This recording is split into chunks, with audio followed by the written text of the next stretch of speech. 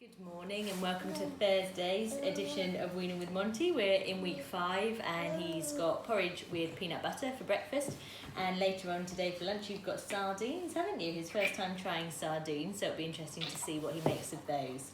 And today Rosetta's asked me to cover a bit about food labels when weaning, and so I thought I'd go through just a few of the tips really when it comes to reading labels, especially for little ones. So there's 5 things that I want to cover.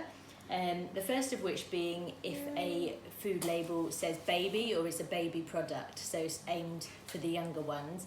My advice would be that generally you don't need to go for products labelled baby, you can just go for the adult versions of things.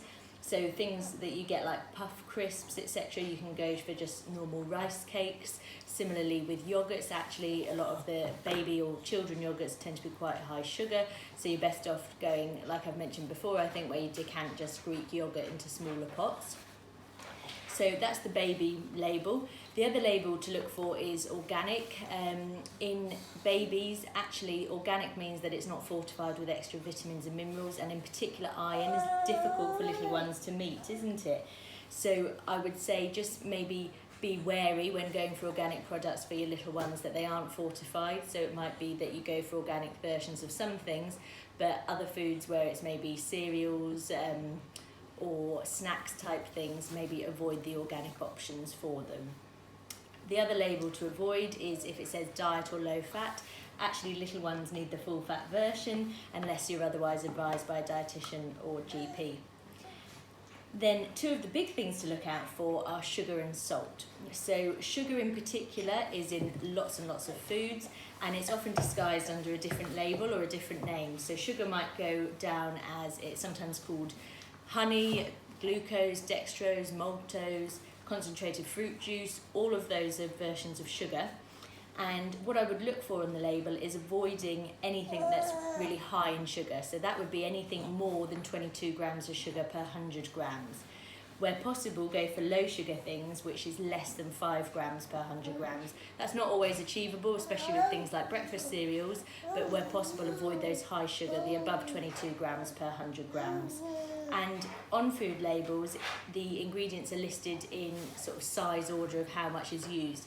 If the first one ingredient or even the first couple of ingredients are some form of sugar, I would try and opt for something that isn't the case. Yeah, and the final thing is salt, isn't it? And I've spoken before about salt in one of the vlogs, and salt really is a no-go in little ones. So under 1s, the maximum salt intake is 1 gram per 100 gram. And what you're looking for is low salt options, which would be 0.3 grams of salt or less per 100 grams. So you want 0.3 grams or less. And be wary that if something says yeast extract, that's generally another version for salt, because yeast extract, Marmite type foods are very high in salt, so just be mindful of that.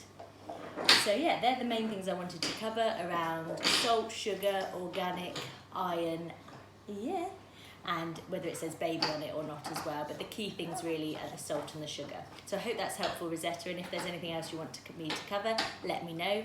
We'd be very grateful here at Latch Ladle if you can like and share this vlog, and as ever get in touch if there's any topics that you want us to cover. Thank you.